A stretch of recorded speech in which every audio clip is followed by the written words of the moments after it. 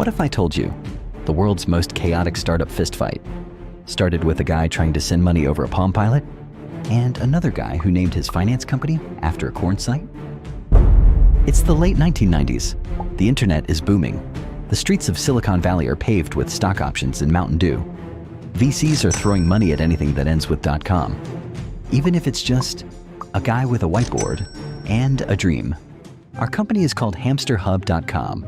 We don't have a website, or hamsters, or a business model, but we do have this sick ping pong table at our office. Take my $50 million. Everyone agrees the internet is the future, even though nobody has any idea what the future actually looks like. But there's one huge problem. Online payments suck. Hey, can I give you my credit card over the internet? Sure. I'll also take your identity, your social security number, and your hopes and dreams.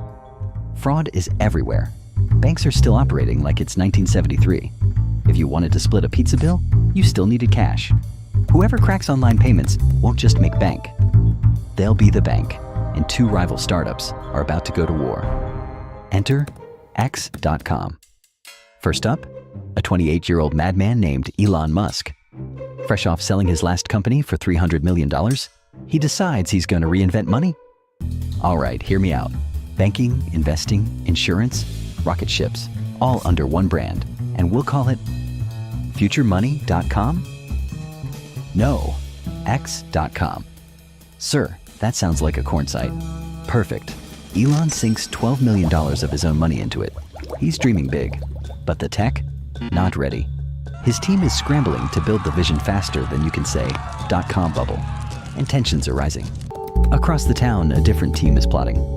Peter Thiel, a Stanford law brainiac, and Max Levchin, a Ukrainian coding prodigy. Together, they launch Confinity and kinda start in a weird direction. Imagine sending money between Palm Pilots? You mean the clunky nerd devices? Exactly. It sounds super niche, because it is super niche, but the first idea kinda ran in place. Yet when they pivot to sending money through email, something magical happens. Wait a minute, I can get paid without meeting a guy in a Burger King parking lot? Word spreads faster than a meme on the internet. Confinity's user base starts exploding. X.com, fast and chaotic. Confinity, precise and secure, both racing to own the future of money, and the showdown is coming.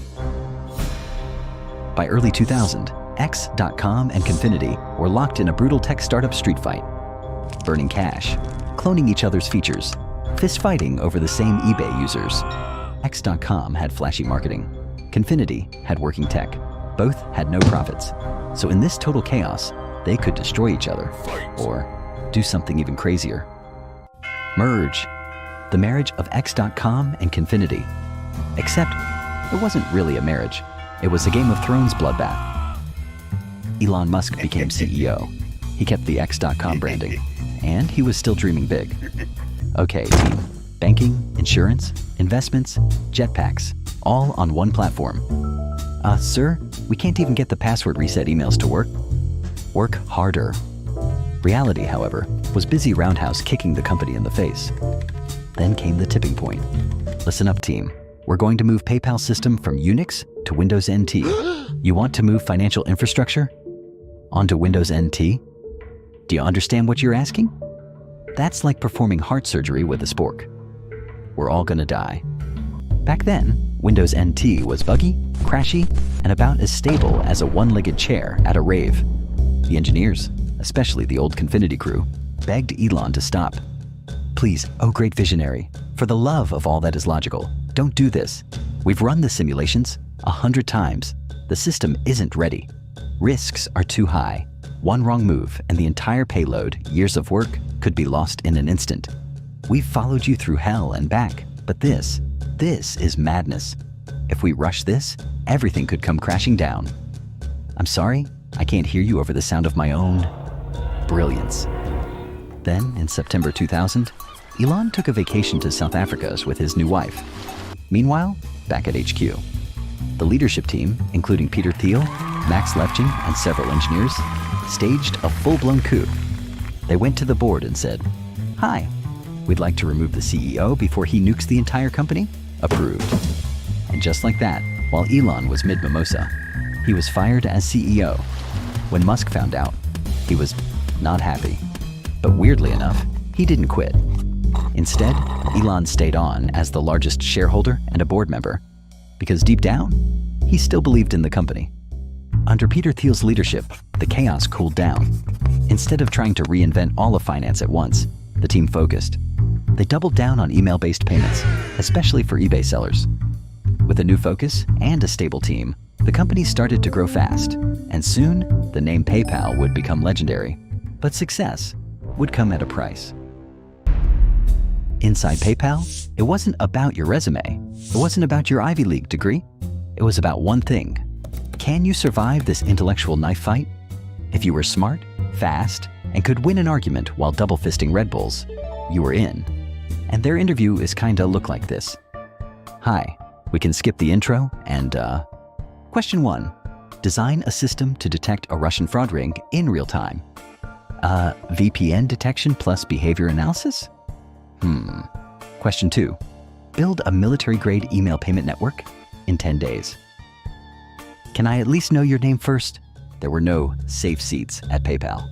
Every role was mission-critical, even interns. The unofficial motto? Disagree, debate, disrupt. Meetings were basically UFC matches. Shouting? Expected. Tearing someone's idea apart? Respected. Wake up, drink coffee, write code, fight fraud, repeat. All day, every day. Why all the madness? Because PayPal was constantly under attack. Fraudsters wanted their money. eBay wanted their users. The government wanted to figure out what the heck PayPal even was. But more on that later. Despite the non-stop insanity, the people who thrived there never wanted to leave. There was a deep sense of loyalty, the kind you only get when you survive wars together. They argued fiercely, failed fast, pivoted faster. PayPal wasn't some polished Silicon Valley unicorn. It was a scrappy, nerd-powered pirate ship sailing straight into chaos. By late 2001, PayPal was winning. Barely. But victory wasn't easy. They had 3 enemies, 3 boss fights. PayPal's greatest feature, sending money over email, also made it a scammer magnet. Who's ready to make $5,000 an hour? Only if we hit those sweet PayPal bonuses, comrade. Hold my beer. Scammers flooded in, abusing referral bonuses, exploiting payment loopholes, laundering cash like it was a laundry detergent commercial. Max Levchin and his engineering team had to invent defenses in real time. Their biggest weapon? Igor. An AI-based fraud detection system so good, it could spot fraud based on tiny details. Typing speed, suspicious, login time, 4:20 a.m. Suspicious, email address, definitely not a scammer, 123, confirmed, fraud. Most of PayPal's growth came from eBay sellers, which was great, until eBay realized PayPal was better than their own payment system, BillPoint. eBay fought back. They tweaked algorithms. They made BillPoint mandatory. They tried to ban PayPal from the platform, but sellers revolted. PayPal kept growing anyway. Over 1 million active accounts. At one point, handling 70% of eBay's transactions, without being the default option. Meanwhile, the US government was looking at PayPal like, is it a bank? Nope. A money transmitter? Not really. A gambling operation? Nah. Ah, I knew it. Corn site? Nope. But hey, we could be. Are you into that? Every regulator wanted a piece. PayPal was slapped with lawsuits, cease and desist orders, and regulatory threats. At one point, they were battling 26 legal challenges at once. But PayPal's secret weapon? Speed. They licensed themselves state by state, preempted lawsuits, and threw so much money at compliance that even the regulators were like, close enough. Despite the chaos, PayPal was unstoppable. In early 2002, they filed for an IPO. It wasn't massive, around $70 million, but it was a huge symbolic win. They had launched a startup, survived the dot-com crash, fended off hackers, fought the government, and now they were public. All in under 4 years. Then came eBay. Again. But this time, They came with an offer. Hey, so, we were thinking, maybe you could join us? eBay offered $1.5 billion in stock, and PayPal said, sure, but we're not sticking around. The deal closed in July 2002. PayPal's stockholders got filthy rich overnight. Peter Thiel, $55 million. Elon Musk, over $160 million. Max Levchin, more than enough to buy several moons. And then they left. They didn't want to be corporate middle managers. They wanted to build new worlds. The original team scattered, but not randomly. They weren't aimless nerds. They were the PayPal Mafia. For once, the media actually got the nickname right. Elon Musk, from ousted CEO to launching rockets, electric cars, brain chips, tunnels, and buying Twitter. Because why the heck not? Peter Thiel started Palantir, a company so good at analyzing data, it scared both enemies and allies. He also launched Founders Fund and casually turned a $500,000 Facebook investment into billions. Reid Hoffman built LinkedIn, invented the humble brag, became one of the most ethical venture capitalists in the game.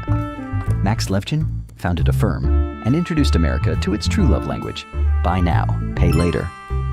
And companies like Sequoia Capital, Airbnb, YouTube, Instagram, and a few others were all within the orbit of the PayPal Mafia's influence.